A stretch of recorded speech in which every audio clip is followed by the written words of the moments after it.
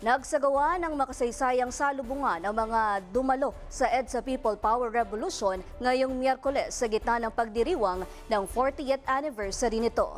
Nasa EDSA si Judea sa gitna ng mga pangyayari. Judea. Yes, Joanna, pero sa pagkakataong ito, imbes na mga tangke ay magkaibang henerasyon ng mga kalahok ang nagmarcha bilang simbolo ng pagpapatuloy ng diwa ng people power noon, ngayon at bukas. Tumula kaninang alas 3 ng hapon ang mga aktibidad para sa ikatlong trillion peso march kontra korupsyon. Sa ilalim ng kanilang temang tayo ang people power laban sa korupsyon at dinasya. Ayon kay TNT Directorate for Operations Brigadier General Rogelio Peñones, hanggang ngayong hapon, nananatiling generally peaceful at manageable ang sitwasyon, partikular na sa EDSA Shrine at People Power Monument. Ayon sa opisyal, patuloy pa rin nilang ipinatutupad ang multi-layered deployment strategy para mapanatili ang mapayapang pagtitipon at maayos na lagay ng trapiko.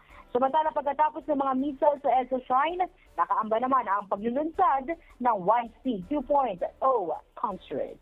Mula pa rin dito sa People Power Monument, ako po si Judea Bernardo, DTV News. Salamat, Judea Bernardo.